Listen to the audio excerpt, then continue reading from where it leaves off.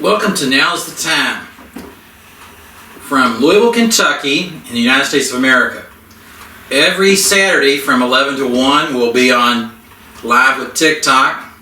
Tuesday and Wednesday we'll be on with YouTube, and we'll be on all the time with the podcast. We'll give you more definition in weeks to come. What Now's the Time is about is, first of all, we want to tell you that it is the time that you understand that you can be anything you want to be. You can do anything that you want to do in this world. Education is the way, so let's have fun at school today. I started that in 1990 or maybe 1987 or so with my youngest daughter. She was going to school and she was a little bit scared, and I told Kristen, you can be anything you want to be, you can do anything you want to do, education is the way. Have fun at school today. And she did this saying every single day. She made straight A's. She went to college. She got on with Pixar. She lives in California, in Oakland, and she makes movies. So this whole Now's the Time is about 7 different modules about learning to get rid of all your pain, learning how to get rid of your addictions, learning how to improve your life, A through Z, step by step on exactly what to do. So let's go into a little bit about who I am. I'm Ronnie Needham, founder of Ronaldo Designer Jewelry. I started that company in 1992, and when I left the company that I started in 2019, the last 10 years of the company, we did 174 million in retail dollars. Throughout my life, I've always been able to overcome adversity and to be able to find a way to get okay. What's happened in America, everybody that I know of is messed up somehow. We all have gone through things. It can be a bully in school, it can be self-esteem issues, it can be lack of confidence, lack of training, lack of money, a lot of things.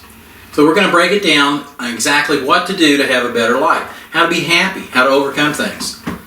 To tell you a little bit about me, when I was 8 years old, I broke my neck. I was playing on the top of some bunk beds with my brother. And I was 8 years old, he was a little younger, he kicked me, and I fell off backwards. On the way down, I hit my neck on the desk. Now my head fell over like a broken neck on a chicken.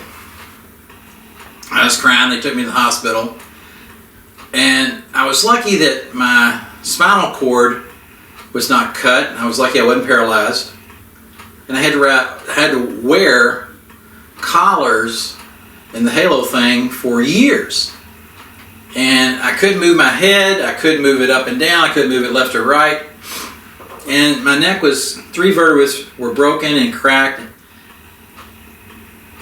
and when you have a broken neck, you don't know exactly what to do because your mom's afraid. You can't play like the other kids, so you have to sit in a chair out on the porch, and the kids make fun of you. And I asked my grandma, I said, why does this occur to me? I mean, what did I do? And she said, well, you have to pray that God will heal your neck. So it's like 3.5 years later, my grandmother comes from Eastern Kentucky, and I'm like, hey, Grandma, still can't move my head, I can't move it up and down, I still got to wear this collar all the time. What's up with this? Why hasn't God healed me? And she said, well, son, she always called me boy. She said, well, boy, God's busy. You got to wait your turn. And when you're 11 years old, it's like, oh, okay, that kind of makes a little bit of sense. And she said, well, how do you pray? So what do you mean? I asked Jesus to fix my neck. She said, no, you're praying the wrong way. I'm like, I didn't know there was rules about this praying stuff. So she told me, you have to pray that God will heal you so you can do things for other people. That's the right way to ask. Not for yourself, but that through His grace, you will help other people in this world. And I said, oh, okay, that makes sense. So I did that every night for 90 days. And somewhere around the 90th day or so, an angel came to me in my dreams and said, "Hey, the Lord has heard your prayer. You can go play tomorrow." I'm like, "All right." I woke up and I told my mother, "Hey, take this stupid collar off my neck. I can go play." And she's like, "Hush up, boy." I'm like, No. The angel told me I could go play today. Take this off. Let me have a chance." So I took it off, and for the first time in 4 years, I moved my head left and right, up and down, and all around. My mom started crying, hit the ground with her knees to thank God that I could move my head. She called my father. He was working at B.F. Goodrich in Louisville, Kentucky, and said, "Holbert, come home immediately, now." She didn't tell him what happened. She just scared him half to death. He had to leave work. He never received calls at work, by the way, in those days. And this is in 67. My dad comes home. She put the collar back on me. And I'm saying, Dad, can I go play? Can I go play? And Mom's trying to explain to Dad what happened. And finally she says, "Ronnie, show your father." My dad goes quiet. My mom goes quiet. I'm like, "Well, I had this dream that an angel told me I could play today and I can move my neck for the first time in years. All my friends didn't never notice I had to move like this, or I couldn't do that. You know, kids are busy. Don't try to make it obvious so they won't make fun of you." So I took the collar off. I bent my head left and right, up and down, all around. And I asked my father, "Can I go play now? I've been wanting to play for years." And he falls on the ground and hits his knees and he's crying, thank you, Jesus." And I asked my dad, "Can I go play now?" He said, "Yeah, you can go play now. What would you like to do?" I said, "Well, I've never been able to play catch. And I always wanted to play football because my dad was good in high school. My uncle was great in high school, and I wanted to play football." So he said, let's go, we'll have a game of catch." And that day there was the first day that I got to play catch with the football. It was a really good day. So as time went by, the neck got stronger and stronger, and I kept doing some exercises and things. On December 23rd, 1971, I'm 15 years old, and nobody's home. I'm working on a table saw that I'm not supposed to be using. I cut my thumb off and 2 fingers, all cut to heck. Nobody's home. Blood squirting out like a water fountain all over the wall, all over the table saw, all over the floor. I'm bleeding to death. In less than 5 minutes, I will be dead. Well, when you get cut like that, you don't realize it, but you're in shock. I run next door. I knock on the door. Bobby Mattingly answers. He's a paramedic. And if he hadn't been there, I would have died. He saved my life. He got the bleeding stopped, and I was able to get onto the hospital. They located my parents, and I had my thumb reattached by Coots and Kleiner, famous hand surgeons in Louisville, Kentucky. They were able to reattach the thumb. It took 2 years to be able to pick up a penny. I had to learn to do everything left-handed. I had to learn to write left-handed. I had to learn to tie my shoes left-handed. I had to put on my clothes left-handed. I had to brush my teeth left-handed. I had to eat left-handed. I didn't know how important that was for a few years, till a major accident. My thumb improves. I'm doing lots of exercise. It gets pretty strong. I'm working in Holiday Spa. I'm setting records, selling for Holiday Spa. I wrote their entire program. I wrote their training program. I wrote their sales program. Everybody who came, I set national records. Everybody who talked to me, everybody signed up. I figured if you want to come to the spa, you come for a reason. You want to be in shape for a reason. So I gave them the reason on why they're there, and let's do something about it. Once you get where you want to be, I'll leave you alone. But if you sign up, I'm going to be on you every day. If I'm your coach, I'm going to be on you every day to make your life better. I put hundreds of pictures on the wall before.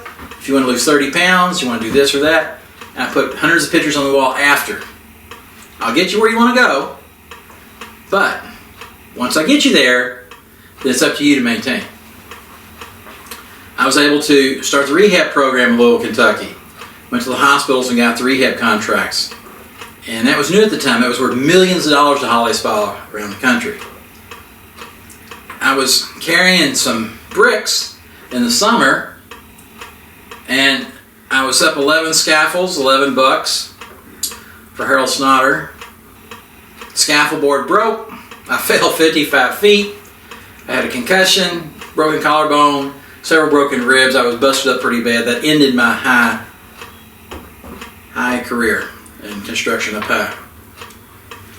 I continued to work at the spa. I wanted to own a spa. I was good at the spa. I had hundreds of clients. Everybody referred their friends to me. I was in a competition when I was 21 for Holiday Spa, and I weighed 155. I was lifting 330 a deadlift. I was doing 335, and I didn't let the pressure off. And when you hyperventilate, you increase your chest cavity. It makes you have more adrenaline. It's a Russian technique. And I was trying to win the competition in my weight. And I woke up in the hospital with an aneurysm. Now, I'm 21 years old, and the left side of my brain is messed up. I had to learn to read and write again. I had to learn to speak again. At first, I stuttered. Can you help me? My words came out dyslexic. I tell my mom, can you come over here? And it would come out, over here come you. I didn't know. It was messed up.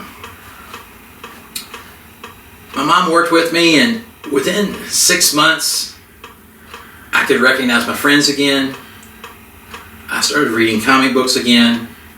She started teaching me all over again.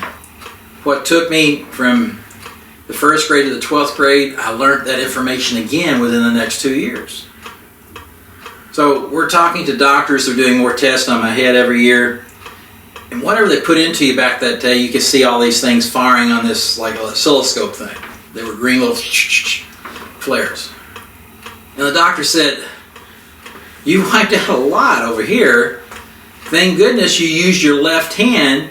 You generated new white brain matter on this side of the brain, and all this side did was transfer the data to that side. I'm like, oh, I didn't know that. At the time, it wasn't well thought of or well known. As time goes by, they figured out different ways. Like jugglers don't get Alzheimer's because they create new white brain matter. There's certain things you can do with your health, with your oxygen intake, with your water intake, to where the body can run like a fine-tuned engine. Years go by, I worked for a warehouse, and finally I left the warehouse because I wanted to be in charge of my financial future, and I went to work for Larry Hunt out of Atlanta, Georgia. In Louisville, Kentucky, I worked for Chauncey Edwards. Chauncey was a heck of a motivator, a great mentor, and he taught me that you can be anything you want to be. I will push you across the finish line. I set every national sales record for WM Industries. My 8th or 9th week with the company, I set the national record. My first day in Louisville, I set the Kentucky record. I didn't know that everybody sold 3 or 4 sets of pots and pans or ovenware a day. A good day was 7 or 8. My first day I went out and sold 22. They gave me 22 items. I sold all 22. I didn't know any better. And I didn't know that the price of anything. I was trained by a national trainer the day before. They gave me my merchandise on consignment. I went out, and the first day I made $252.50. Now, in 1979, 1980, that was a lot of money. At the warehouse, I was only making $5 an hour. I worked 60 hours but got paid for 40. And I was clearing maybe $145, $150 a week. I made more in 1 week, more in 1 day than I did in a whole week. Now, at the end of my first 4 days, I cleared over $1,100. Every week, I made over $1,000 to $1,500. I went home. I had a baby on the way. I bought new furniture. When I left the warehouse job, I lost my health insurance. I paid cash for my baby. in 1981, and the doctor charged me $3,000. It was kind of funny. I called, told him, well, I lost my health insurance. And I said, I'll just pay you cash. Is that okay? How much is it? And to deliver the baby and do all the things I did, it was $3,000. So I went with my wife the next time to the doctor's appointment, and I gave the guy 30 $100 bills. 1, 2, 3, 4, 5. I'm counting them out. And I said, now, Doc, I'm paying you. If I don't get a good one, I want a refund. He laughed and said, you got it, son. First time anybody had paid him cash. After I set all kinds of sales records with that company, I was promoted to Cleveland, Ohio. I ran offices in Cleveland. I put out 8 or 9 deals the first year. I was Rookie of the Year. I became the national trainer at Larry's school in Atlanta, Georgia. Larry made $500 million. And Larry is one of the best motivators that's ever around. Larry had one rule: you don't steal 1 penny. If you steal 1 penny, you're a thief. And I asked Larry one time, I said, I know if anybody steals 1 penny, you consider it no different than stealing $1 million. How do you get to that? And Larry said, let me ask you a question. Let's say you were in New York, came out of a play, all you had on you was $20, and the guy put a gun against your head. Give me your money or you're going to die.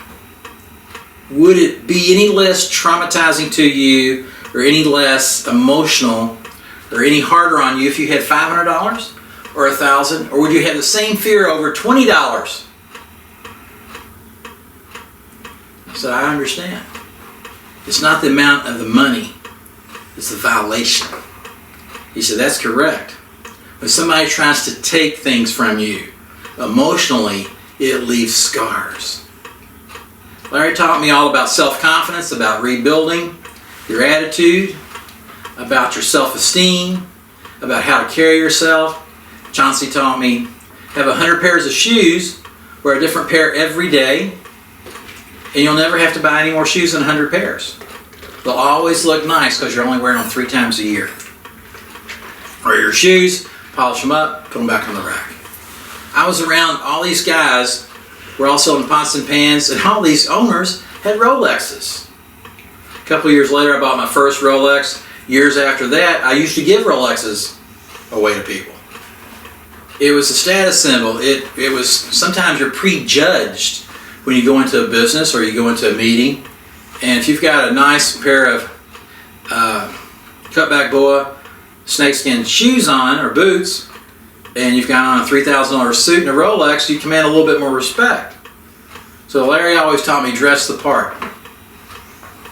Years later, I left W Ministries and I started my own business in 1992. Your Name in Gold at the mall in Jeffersonville, Indiana, River Falls Mall. Built several malls around the country until the mall went crazy on the rent.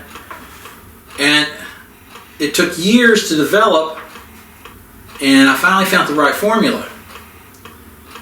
But after I'd had the 4th injury back in the early 80s, I went to my grandmother and said, Grandma, I have nearly died 4 times.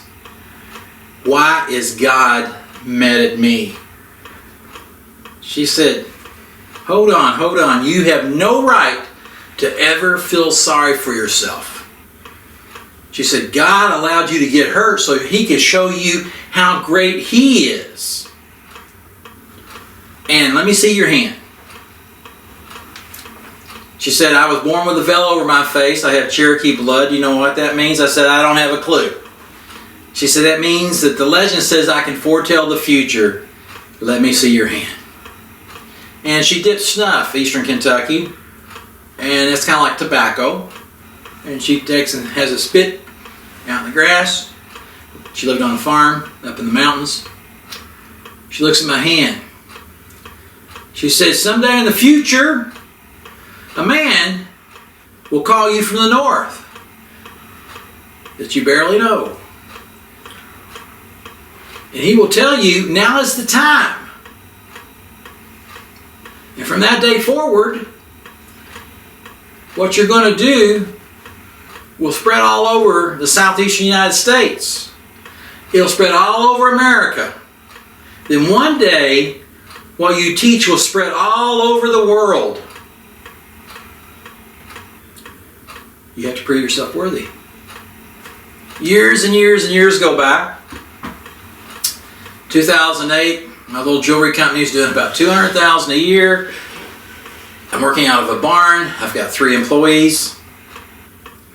I'm doing a trade show, making enough money to buy a little bit more wire. It's the gold-filled wire that we're using. And it's wire-crafted jewelry. And I became the best wire crafter in American history. I knew how to do sculptures. I knew how to build rings. I knew how to build pendants, earrings, all kinds of bracelets. I invented over 800 designs. Al calls me and he said, Ron, I got to talk to you. And I said, well, Al, I just passed out at a show in Dallas, Texas. And Doug drove me home. They wanted to keep me. He said, what? I said, well, they wanted to keep me because my heart rate is beating around 40, 38. They were afraid I was going to flatline. I've had a lot of heart problems for a number of years, and they said, hey, your blood pressure is 190 over 110. You're probably going to have a stroke or a heart attack.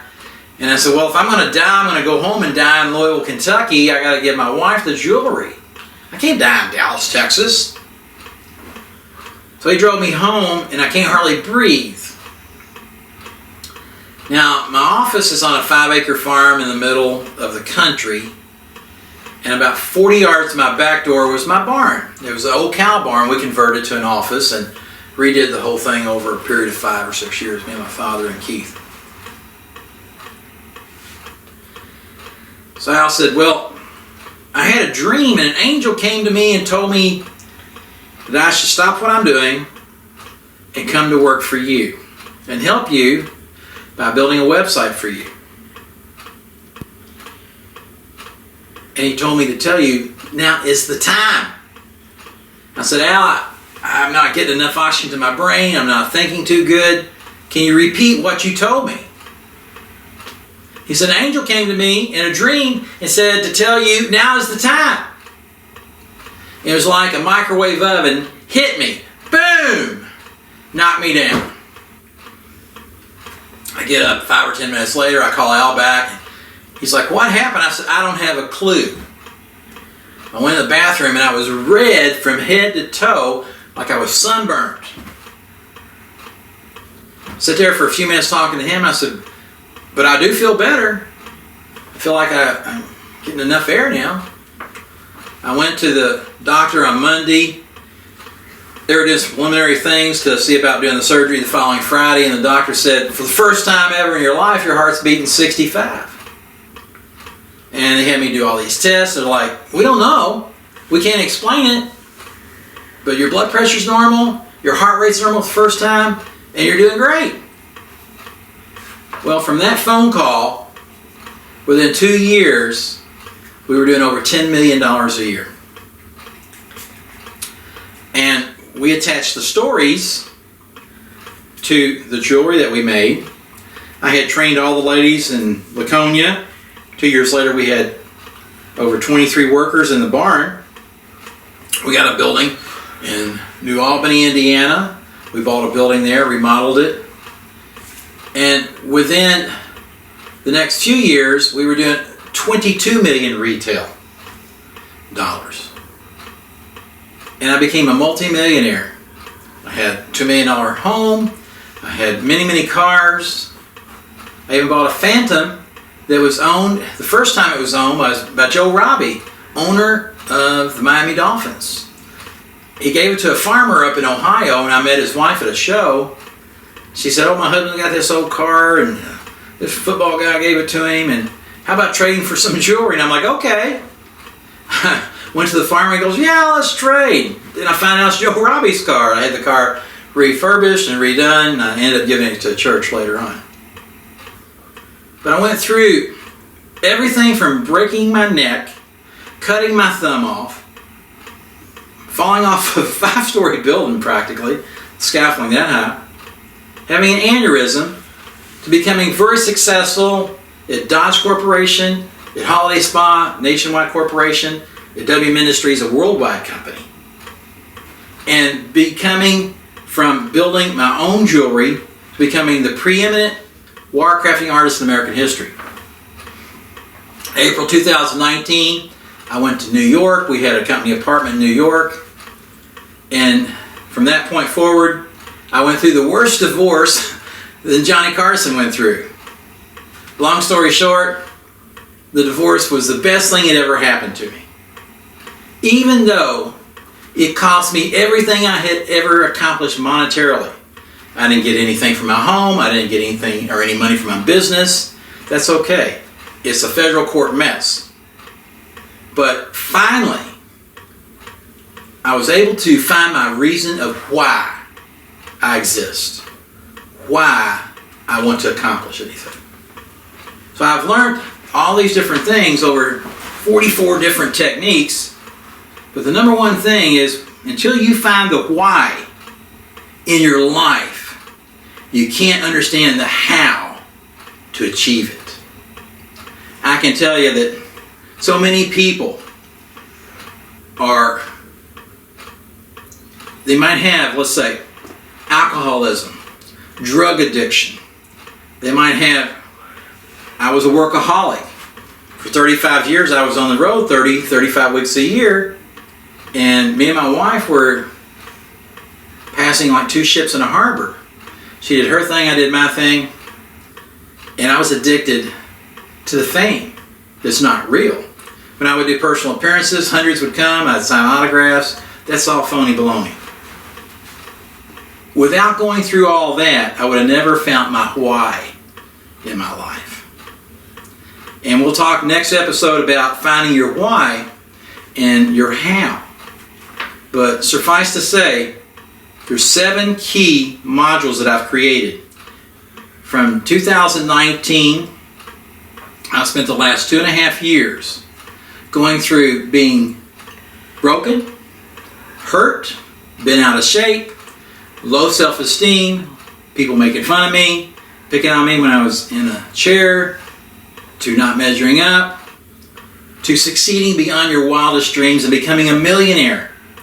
Then losing all the money, losing all the fame, losing all the fortune, and finding something so much better in my life. I'm happier now than I ever have been. In my career, I've been in Tony Robbins' Platinum Club. I'd fly out to Utah. There would be only about 90 people were in the Platinum Club from all over the world. And we would go to have meetings, and you would see who's who of the whole world at Tony's meetings. Tony's fantastic, by the way. If you get a chance to go walk on fire, it's dynamite. But Jay Abraham, Oz Hibbs, Larry Hahn, Chauncey Edwards, all these people, all they taught me and feeded my brain was you can do things, not what you can't do. And the biggest addiction that we all have is the addiction that's passed on to us by accident by our parents. And it goes like this. Come here, Debbie. Let go of the coffee table. You can walk, you can walk, you can walk. Come on, do it, do it, do it. Debbie finally says, no, I'm going to hang on this coffee table. I'm going to not let go of that coffee table. One day she lets go of the coffee table and she runs and Mom calls Grandma, Debbie can walk today. It's fantastic. For the next 16 years, no. Debbie, get out of those whatnots. Those are Mommy's. No, you can't crawl on the coffee table. No, you can't do this. No, you can't do that. And Mommy has to go to work because you need 2 incomes because things cost so much, and you're a latchkid key. You're a millennial latchkid key. And you have to let yourself in. And Mom's stressed out, Daddy's stressed out, and things that we think by accident become permanent on our kids. The kids feel abandoned. Why are you not there?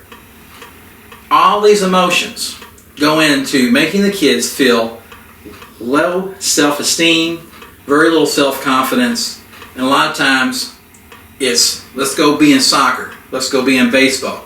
Dad was in football, let's go and be in football.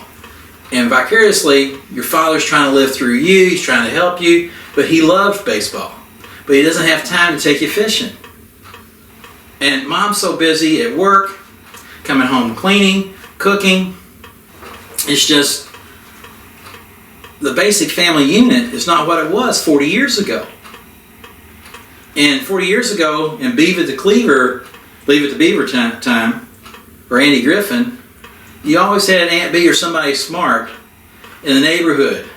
And Aunt Bee was always cooking, or the mom was always cooking. It's different now. So there's things that we accomplish monetarily, but the end result is kids bond with other children. And kids are cruel. They'll make fun of you. If you're different, they'll make fun of you. And if you're not the best dressed, they'll make fun of you.